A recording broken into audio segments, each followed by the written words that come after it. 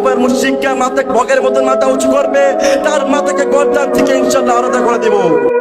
চল মুসলিম চল, শাহাদাতের ময়দানে চল, চল মুসলিম চল, জিহাদের ময়দানে চল, চল মুসলিম চল, রাসূলের সুন্নাতের উপর চল, চল মুসলিম চল, কোরআনের পথে চল, চল মুসলিম চল, 16 কোটি জনগণের সাথে কাফেরদের সাথে যুদ্ধ করার জন্য চল।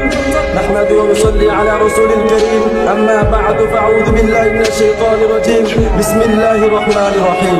لقد كان لكم في رسول الله أسوة حسنة، وقال رسول الله صلى الله عليه وسلم إنما بعثت لأتمم مكارم الأخلاق، أو كما قال عليه الصلاة والسلام.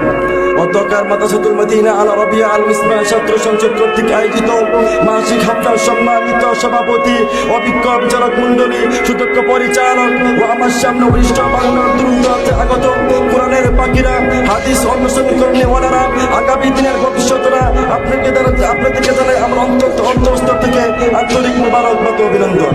আর মিসবাহ ছাত্র সংসদ থেকে আমাকে কয়েকটি বিষয় নির্ধারণ করাতে হয়েছে, তার থেকে আমি একটি বিষয় নিয়েছি, তা হলো রাসূল সাল্লাল্লাহু আলাইহি ওয়াসাল্লামের সিরাত। আল্লাহ তাআলার তৌফিকে এই বিষয়ে কিঞ্চিত আলোকপাত করা প্রয়োজন হবে ইনশাআল্লাহ। উপস্থিতি, আল্লাহ তাআলা মানব জাতির হেদায়েতের জন্য এবং পৃথিবীর শান্তি শৃঙ্খলা ঠিক রাখার জন্য যুগ যুগ নবী রাসূল দুনিয়ার মধ্যে প্রেরণ করেছেন।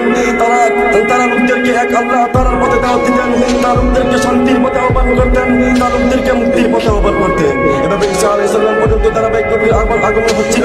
ঈসা আলাইহিস সালামকে আসমানে তুলনার পর থেকে ষষ্ঠ আগমন পর্যন্ত দীর্ঘ সময় পৃথিবীবাসী নবীশূন্য ছিল। তখন মানুষ বলে গেছে তার মহান প্রভুকে, তখন মানুষ বলে গেছে শান্তির পথকে, তখন মানুষ তার প্রভুর ইবাদত ছেড়ে মুক্তির পূজা শুরু করছে, তখন মানুষ মানুষকে হত্যা করা শুরু করছে। সমাজের জাতিগত অন্যায় অবিচার জুলুম নির্যাতন আর পাশবিকতার আগুন দাউদাউ করা চলছিল। বাবাদের আরো অন্তরের অন্ধকারাচ্ছন্ন হয়ে গোটা সমাজ ব্যবস্থা।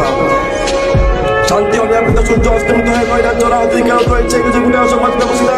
জাহিলিয়াতের হিংস্রতা বাড়ি গিয়েছিল আমাদের আদর্শ সমাজ। জড়তার মূল্যতার নীতিতে চলেছে তৎকালীন শাসন ব্যবস্থা। ফলে দরিদ্র অসহায় গরিব এতিম বিধবা নারী সমাজের জনসাধারণ ছিল প্রধান শ্রেণীদের গোলামী শৃঙ্খল আবদ্ধ। মূর্খতা, চুরি, ডাকাতি, জুলুম নির্যাতন আর পাশবিকতার গোটা সমাজ প্রচলিত ছিল বস্তুদের অতল গহ্বরে। বিশ্ববাসী তখন ইসলামের অপেক্ষায় ছিল দোষর মর্মবিধি বিমর্ষিত ব্যক্তির নেই। তখন তার অপেক্ষা করছিল এমন এক মহামানবের, যার সৌন্দর্যের কারণে, যার আখলাকের কারণে, যার উত্তম কথার কারণে আবার গড়ে উঠবে আদর্শ সমাজ, যার পরশে আছে লোকজন মুক্তির দিশা পাবে।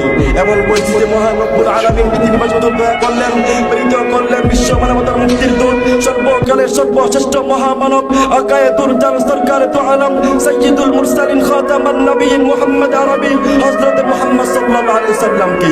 তার জন্ম ছিল গোটা জাহানের জন্য রহমত স্বরূপ। তিনি কোরআন ও হাদিসের আলো দ্বারা সমাজ থেকে দূর করেছেন সর্বপ্রকার জাহালিয়াত ও মূর্খতা, আর জাতিকে করে তুলেছেন উন্নতির এক অন্যমস্যি করে। এই উপস্থিতি, তার নেই নিষ্ঠতা এবং ইনসাফের ফলে পৃথিবীবাসী মুক্তির দেখা। গোটা সমাজকে তিনি নতুন ঝাঁকিয়ে তুলেছেন, নতুন দেশে গড়ে তুলেছেন আদর্শ সমাজ। তার উত্তম আদর্শকে অনুসরণ করতে বলা হয়েছে প্রত্যেক মুসলমান ভাইদেরকে, প্রত্যেক মুসলমান ভক্তদেরকে। এই জন্য মহান রব্বুল আলামিন তার পবিত্র গ্রন্থের মধ্যে ইরশাদ করেন, লাকাদ কানা লাকুম ফি রাসূলিল্লাহি উসওয়াতুন হাসানাহ। রাসূল আকরাম সাল্লাল্লাহু আলাইহি ওয়াসাল্লামের মাঝে রয়েছে তোমাদের জন্য উত্তম আদর্শ। রাসূল সাল্লাল্লাহু আলাইহি ওয়াসাল্লাম হাদিস শরীফে ইরশাদ করেন, ইন্নামা বুইতু লিউতাম্মিমা মাকারিমিল আখলাক, আমি উত্তম চরিত্র নিয়ে দুনিয়ার মধ্যে প্রেরিত হয়েছি। এই অবস্থিতি এখন আর রাসূল আকরাম সাল্লাল্লাহু আলাইহি ওয়াসাল্লাম দুনিয়ার মধ্যে নাই, তার উত্তরসূরি সাহাবায়ে কেরাম তাবিঈন খুলাফায়ে রাশিদিন এখন দুনিয়ার মধ্যে নাই। তার উত্তম আদর্শকে এখন আমাদেরকে পালন করতে হবে।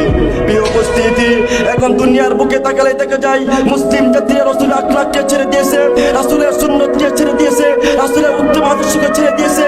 এই জন্য কাশ্মীর মুসলমানরা কাফেরদের হাতে মার খাচ্ছে, এই জন্য ফিলিস্তিনের মুসলমান কাফেরদের হাতে মার খাচ্ছে, সিরিয়ার মুসলমানরা কাফেরদের হাতে মার খাচ্ছে।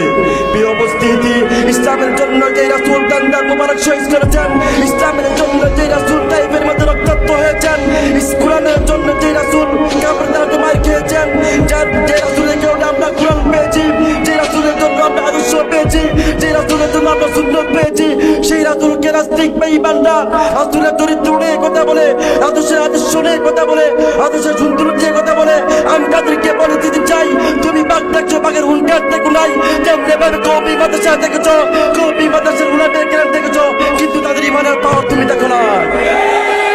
उपस्थिति मुस्लिम जाति अल्लाह को जरा तुम काफिर के भय करो ना, मैं काफिर की धमकी से डरने वाला नहीं हूँ, मेरा भरोसा तो अल्लाह पर है। उपस्थिति এই মৃত্যু যেন রাসূলের সুন্নত জিন্দা করার মধ্যে হয়। প্রিয় উপস্থিতি, আফগানিস্তান শুধু আমেরিকার মধ্যে ইসলামের পতাকা উড়িয়েছে।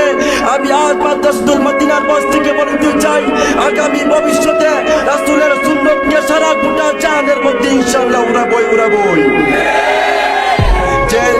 যে কাফের মুশরিককে মাথা ভগের মতন মাথা উঁচু করবে, তার মাথাকে গর্দান থেকে ইনশাআল্লাহ আলাদা করে দেব। চল মুসলিম চল, শাহাদাতের ময়দানে চল, চল মুসলিম চল, জিহাদের ময়দানে চল, চল মুসলিম চল, রাসূলের সুন্নতের উপর চল, চল মুসলিম চল, কোরআনের পথে চল, চল মুসলিম চল, 16 কোটি জনগণের সাথে কাফেরদের সাথে যুদ্ধ করার জন্য চল, চল মুসলিম চল, মুরাদনগরে অবস্থিত আল মাদ্রাসাতুল মদিনা আল আরাবিয়া মাদ্রাসার মধ্যে চল। আল্লাহ তাআলা রাসূল আকরাম সাল্লাল্লাহু আলাইহি ওয়াসাল্লামের সুন্নতের উপর চলার মতো তৌফিক দান করুন। আমিন ওয়া আখিরু দাওয়ানা আলহামদুলিল্লাহি রাব্বিল আলামিন।